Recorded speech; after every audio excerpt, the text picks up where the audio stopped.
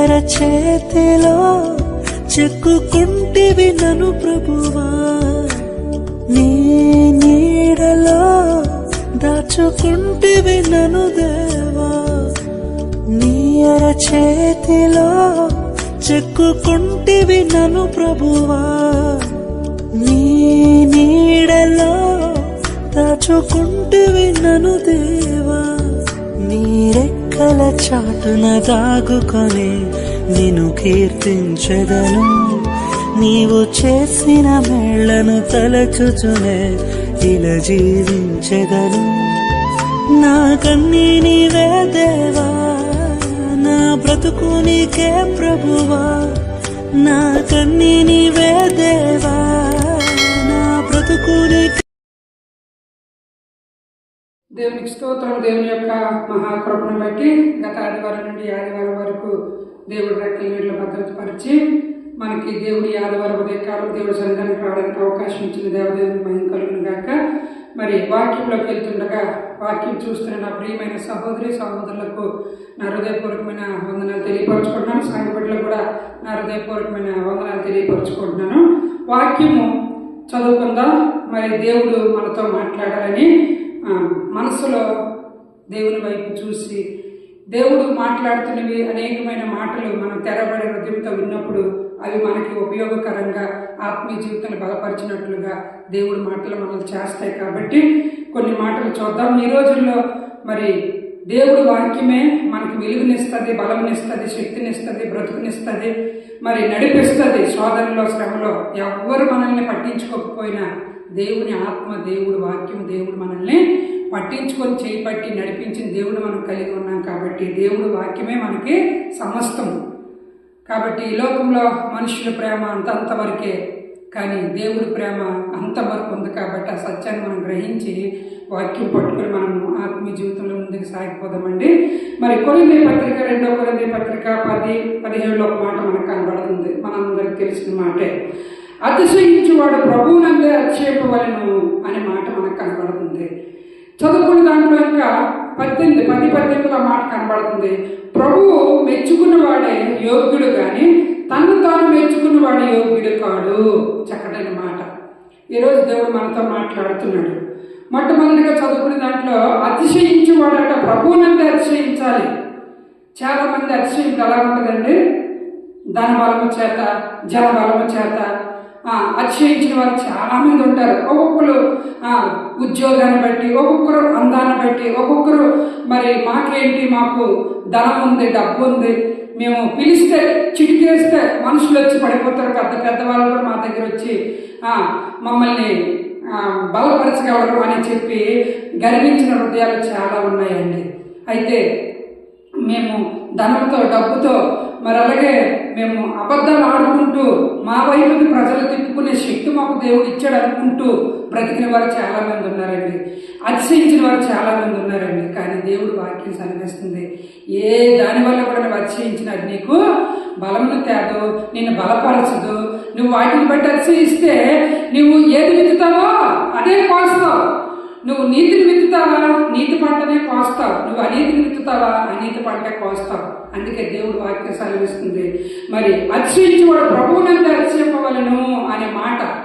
నీవు లోకంలో ఉన్నవాడిని నువ్వు అతిశయించావా, అవి నీతో రావు. అవి నిన్ను అవమానపరిచే రోజు ఒక రోజు వస్తుంది. కాబట్టి నువ్వు దేవుని యొక్క అతిశయించావా, దేవుడు నిన్ను ఉన్నతంగా ఎదిగిస్తాడనే మాట మనతో దేవుడు మాట్లాడుతున్నాడు. అతిశయము మన సమస్తానికి న్యాయాధిపతి అయిన దేవుడి వైపే మనం ఉండాలి. ఆయన బట్టి మనము అతిశయించాలి. మా దేవుడు మా పక్షాన ఉన్నాడు, మాకు దిగులు లేదు, భయం లేదు. కాబట్టి దేవుని ప్రజలుగా దేవుడి వాక్యాన్ని పట్టుకొని మనము ముందుకు వెళ్ళినప్పుడు దేవుని అంటే మనము అతిశయించగలము. కొందరు గుర్రములు బట్టి, రథములు బట్టి అతిశయిస్తారు. వారు కలిగిన వాటిని బట్టి వారు అతిశయిస్తారు. భక్తులు అంటున్నాడు, నేనైతే యెహోవాని బట్టి అతిశయిస్తున్నాను అన్నాడు. నిజమే.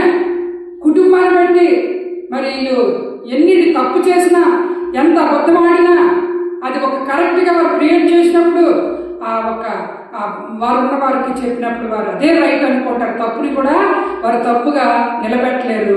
ఆ తప్పుని కూడా వారు మరి తప్పుగా నిలబెట్టక గద్దెంచక వారికి నచ్చినట్లుగా బ్రతుకుతారు. వారికి నచ్చినట్లుగా బ్రతికించుకొని అతిశయపడి ఉంటారు. వారు దాన్ని చూసి అతిశయపడిన వారు చాలా మంది లోకంలో ఉన్నారు. మన కనుల ముందే మనం చూస్తున్నాం. అయ్యో దేవా, నీవన్నీ బ్రతుకుతున్నాం మేము అబద్ధాలు ఆడుకుంటూ మరి మోసం చేసుకుంటూ బ్రతుకుతున్న వారి వైపు ఆ ప్రజల జనాంగము మరి నీతిగా బ్రతికిన వారి వైపు లేరా తండ్రి అని మనం ఎన్నిసార్లు బాధపడతాం. కానీ ఇదే కరెక్ట్, ఇదే మంచి దారి.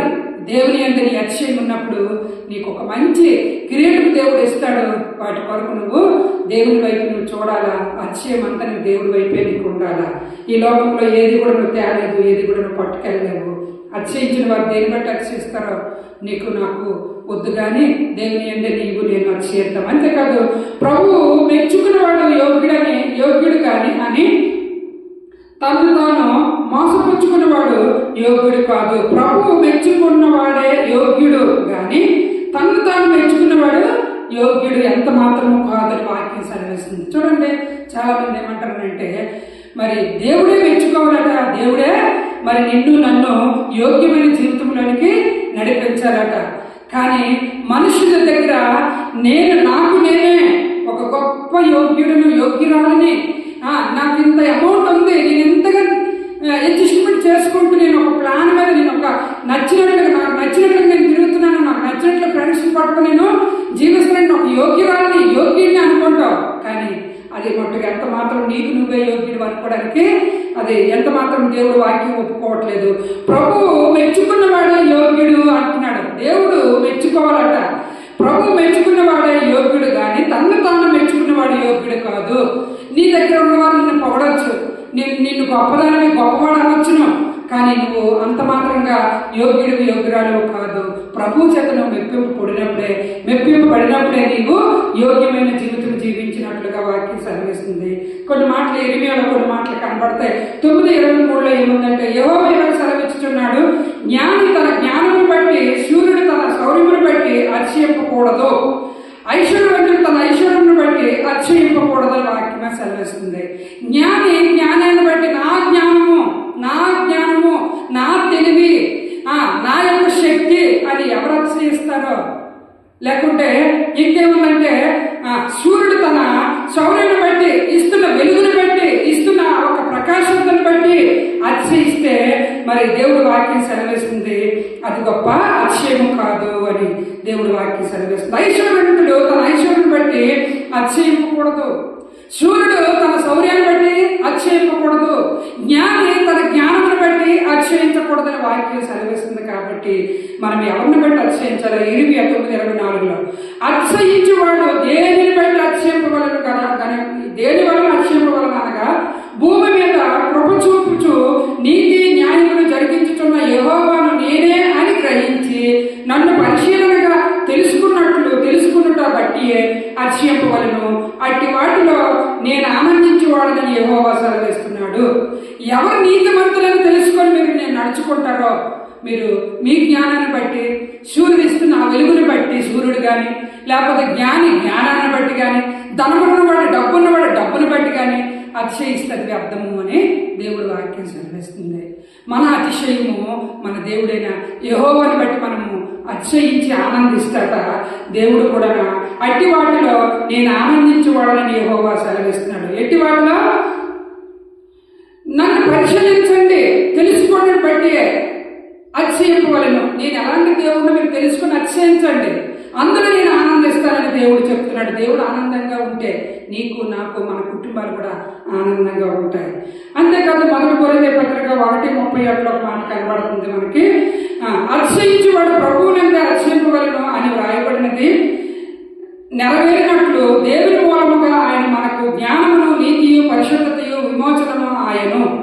జ్ఞానాన్ని నీతిని పరిశుద్ధతను విమోచనగా దేవుడు మన కొరకు ఇవ్వడానికి తన ప్రాణాన్ని పెట్టిన దేవుడు. కాబట్టి మనము అతిశయించేవాడు ప్రభువునందు అతిశయింపవలను అని వ్రాయబడి ఉన్నది కదా. నెరవేరినట్లు దేవుని మూలముగా ఆయన మనకు జ్ఞానము నీతి పరిశుద్ధత ఇచ్చారు.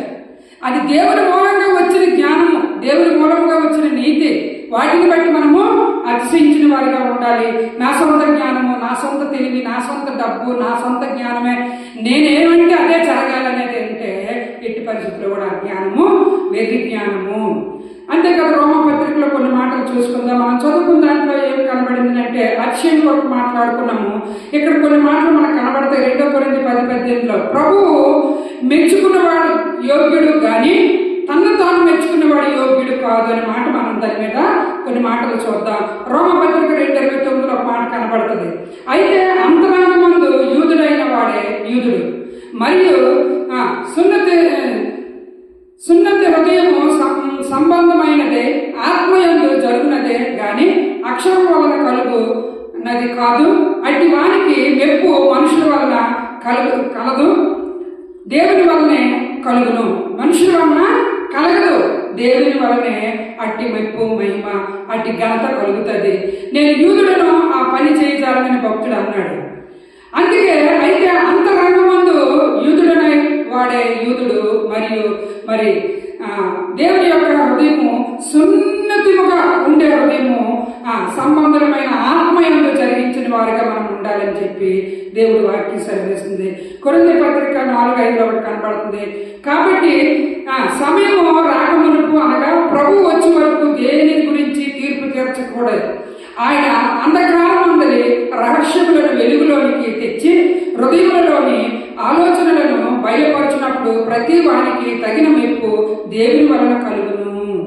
దేవుని వలన కలుగుతుందటండి. రహస్యంలో ఉన్నవి దేవుడు మరి రహస్యంలో ఉన్నవి వెలుగులోనికి తెస్తాడట, వెలుగులోని దేవుడు పెడతాడట.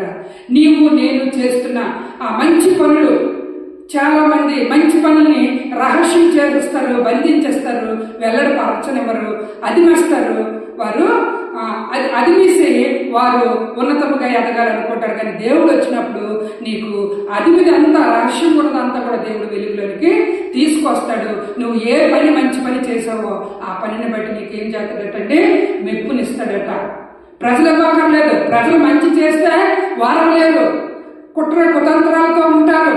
మంచి కార్యాలు చేసినప్పుడు భరించలేరు, మంచి వారికి నచ్చదు. అలాంటప్పుడు వారు నీ పట్ల నా పట్ల మెచ్చుకోలేరు. దేవుడు చూస్తున్నాడు అవన్నీ. వారు ఆ రహస్యంలోకి నడిపిస్తారట, వారు అది బయలుపరచనివ్వరట. కానీ దేవుడు వచ్చినప్పటికీ నువ్వు చేసిన మంచి పనిని బట్టి నీవు మనుషుల దగ్గర కాదు కానీ దేవుడే నీకు వెలుగులోని పెట్టి ఒక మెప్పునిచ్చి నడిపిస్తాడట. కాబట్టి నీవు దేవుడు చూస్తున్నాడని నువ్వు మంచి చెయ్యాలి. మంచి చేసినప్పుడు దేవుడు వెలుగులోనే పెడతాడు. మనుషుల ద్వారా మనకు మెప్పు కలగదు. మనుషులు మనల్ని ఎవరైనా మెచ్చుకున్నా భరించలేరు.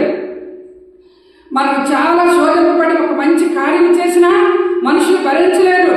వెనకన ఒక ప్లాన్లు, కుట్రలు, తంత్రాలు, కుయ్యత్తులు, ఏదో రకంగా కుటుంబాన్ని ఇబ్బంది పెట్టాలి, ఆ కుటుంబంలో ఏదో రకంగా సమస్యలు మరి వెల్లడి చేయాలని ఆలోచన చేసిన, ప్లాన్లు చేసిన మనుషుల మధ్యలో మనం ఉన్నాం. కాబట్టి నీవు నేను చేసినది రహస్యం ఎవరు నలిపి, రహస్యం ఎవరు పెట్టినా దేవుడు ఒకరోజు వెలుగులోకి తీసుకొస్తాడు. ఆయన ఇచ్చిన మెప్పే గొప్పది, మనుషులు ఇచ్చిన మెప్పు కాదు. మనుషులు అవసరం తీర్చుకున్నప్పుడు మెచ్చుకుంటారు, అవసరం అయిపోయిన తర్వాత ఆ మెచ్చుకున్న నోరే మరలా దూషించినట్లుగా ఆ నోరే పలుకుతూ ఉంటుంది. కాబట్టి మనము దేవుడి వాక్యం సెలవిస్తుంది. కాబట్టి మనకు మనము మెచ్చుకున్నట్లుగా కాదు కానీ దేవుడే మెచ్చుకున్నట్లుగా మనం బ్రతకాలా, జీవించాలా, మరి దేవుని దృష్టిలో కనిపించినట్లుగా మనం జీవించాలి. 2 కొరింథీ 13:7 ఒక మాట కనబడుతుంది. మీరు ఏ దుష్కార్యమైన చేయకూడదని దేవుని ప్రార్థించుతున్నాము. మేము యోగ్యులమైనట్టు కనబడవలనని కాదు కానీ మేము భ్రష్టులమైనట్టు కనబడిన మీరు మేలైనదే చేయవలనని ప్రార్థించుచున్నాము. మీరు భ్రష్టులు అయిపోకుండా మేలైనదే మీరు చేస్తారని మేము మీ నిమిత్తము ప్రార్థిస్తున్నాము. ఏ దుష్కార్యం అందు కూడా మీరు దిగజారిపోకుండా దేవునికి నచ్చినట్లుగా బ్రతకాలని దేవుడు వాక్యం సెలవిస్తుంది. యాకోబు 1:12 శోధన సహించువాడు ధన్యుడు, అతడు శోధనకు నిలిచివాడై ప్రభువు తను ప్రేమించే వారికి వాగ్దానం చేసిన జీవకిరీటము పొందును. శోధన మెప్పుకు ముందు, గంటకు ముందు ఏమొస్తుందండి? శోధనలు వస్తాయి. మెప్పు గంట వచ్చాక కూడా ఏమొస్తుంది? శోధనలు వస్తాయి. కానీ దానికి మనం ఏం చేయాలంటే శోధన సహించువాడే ధన్యుడు, అతడు శోధనకు నిలిచివాడే ప్రభువు తను ప్రేమించే వారికి వాగ్దానం చేసిన జీవకిరీటము పొందుకుంటాడట. శోధన పడుతున్న మనము ఒకరోజు జీవ కిరీటం దేవుడు ఇస్తాడని వాక్యం సెలవిస్తుంది. ఆయన వచ్చినప్పుడే మెప్పు కలుగుతుందటండి. అంతేకాదు కొరింథీ పత్రిక 10:12 ఒక మాట కనబడుతుంది. తమను తామే మెచ్చుకొన కొందరితో జతపరుచుకున్నట్టుకైనను వారితో సరిచూచుకున్నట్టుకైనను మేము తెగింపజాలము, కానీ వారు తమలోనే ఒకరిని బట్టి ఒకరు ఎన్నిక చేసుకొని ఒకరితో ఒకరు సరిచూచుకుని చుందరు గ్రహింపలేక ఉన్నారు. సరిచూసుకుంటున్నారు. నీవెలాగ నేను అలాగే, మీరెలాగో మేము అలాగే. వారు గ్రహించలేని స్థితిలో ఉన్నారు. ఆ మెప్పు విషయంలోనైనా ఘనత విషయంలోనైనా సమపాలలో చూసుకుంటున్నారు. కానీ దేవుడు వచ్చినప్పుడు ఎవరు వారు క్రియలను పట్టుకొని దేవుడు వస్తాడు. మెప్పు ఘనత మహిమ దేవుడే ఒక మంచి కిరీటం ఇస్తాడు. కాబట్టి ఆయన కనుదృష్టి దగ్గర మనము నమ్మకమైన బిడ్డలుగా ఉండాలా, లోబడిన బిడ్డలుగా ఉండాలా. మనకు మనమే వెర్రవేగి, అందుకే దావీదు కీర్తనలో చదువుకుంటుండగా ఒక మాట మనకు కనబడుతుంది. 131:1 కనబడుతుంది. యెహోవా నా హృదయము అహంకారం కానిది కాదు, నా కన్నులు మీద చూచినవి కావు అని దావీదు అంటున్నాడు, ఒప్పుకుంటున్నాడు. అయ్యా యెహోవా తండ్రి, నా హృదయము అహంకారం కాదు కాదు. ఈ రోజులంటే ఒక 10 లక్షలు, 50 లక్షలు, 20 లక్షలు, 5 లక్షలు చేతిలో ఉంటే 1 లక్ష, 20,000, 10,000 ఉంటే ఎలాగైపోతున్నారండి ప్రజలు? అహంకార హృదయం, గర్వవేగిన హృదయంతో బ్రతుకుతా ఉన్నారు. అందుకే దావీదు అంటున్నాడు, అయ్యా ఏమంటున్నాడు? నా హృదయం అహంకారం కాదు కాదు, నా కన్నులు మీద చూచినవి కావు అని ఒప్పుకుంటున్నాడు. దావీదు కొన్నాడ ఒకసారి యుద్ధంకి వెళ్ళినప్పుడు ఒక రూమ్లో ఉన్నప్పుడు దిగువకి కిందకి చూసే పాడైపోయాడు. దేవుని దగ్గర పశ్చాత్తాపడ్డాడు. ఆ దిగువ చూపు పాపంలోకి తీసుకెళ్ళింది. ఒక్కసారి పాపం చేశాడు, ఒప్పుకున్నాడు. రెండోసారి గర్వంలోకి వెళ్ళకుండా, పైకి చూడకుండా, అందుకే అంటున్నాడు, నా కన్ను పైకి చూసినది కాదయ్యా, నా హృదయము అహంకారం కాదు కాదయ్యా అని ఒప్పుకుంటాడు. నువ్వు ఒప్పుకుంటున్నావా? నీ చేతిలో 10 లక్షలు ఉంటే నీ కన్ను పైకి వెళ్ళిపోతే, నీ హృదయం గర్వం అయిపోతే. కానీ నీ అతిశయము దేవుని బట్టి ఉండాలా. అతిశయించేవాడు యెహోవాను బట్టి అతిశయించినప్పుడే మెప్పు ఘనత నీకు దేవుడు తీసుకొస్తానని వాక్యం ఇచ్చాడు. కాబట్టి ఈరోజు దేవుడు మనతో మాట్లాడిన మాటలు పట్టుకొని మనం ముందుకు సాగిపోదా. మనకు మనముగా గొప్పవారమని ఉన్నవారమని ఎర్రవేయకూడదని వాక్యం సెలవిస్తుంది. అతిశయించేవాడు ప్రభువునందే అతిశయింపగలను. ప్రభు మెచ్చుకున్నవాడే యోగ్యుడు, కానీ తను తాను మెచ్చుకున్నవాడు మరి యోగ్యుడు కాడు అని వాక్యం ఖచ్చితంగా సెలవిస్తుంది. తను తాను మెచ్చుకున్నవాడట యోగ్యుడు ఎట్టి పరిస్థితుల్లో కాదు, దేవుడే యోగ్యుడిగా ఎంచాలని. ఆ దేవుడే యోగ్యుడిగా ఎంచాలంటే నీవు నేను మరి యోగ్యమైన కార్యాలు చేయాలి. యోగ్యమైన బిడ్డలుగా ఆయన కనుదృష్టిలో కనబడాలా. మన కన్ను పై చూసినట్లుగా కాదు, మన హృదయం గర్వించినట్లుగా ఉండకూడదని దేవుడు వాక్యం సెలవిస్తుంది. అతిశయించేవాడు ప్రభువునందే అతిశయించాలి. మరి దేని వలన కూడా అతిశయించకూడదు. నీ దగ్గర ఒక 10 లక్షలు, 20 లక్షలు, 1,00,000 రూపాయలు ఉందని నువ్వు అతిశయించావా? అది కొన్ని రోజులే. కానీ జీవిత కాలం ప్రభువు రక్షణ మార్గంలోకి వచ్చావు మొదలుకొని మరలా తిరిగి నీ దేవుడు నీకు పిలుపైనంత వరకు నీవు దేవుని బట్టి నువ్వు అతిశయిస్తే ఈ లక్షణాన్ని తరిగిపోతాయి. కానీ దేవుడు కరిగే దేవుడు కాదు. మరి మన దేవుడు తరిగిపోయిన దేవుడు కాదు. తరతరములు ఏకరీతిగా ప్రేమించే దేవుడు మనం కలిగి ఉన్నాం. కళ్ళు మూసుకుందాం, ప్రార్థన చేసుకుందాం. హల్లెలూయా.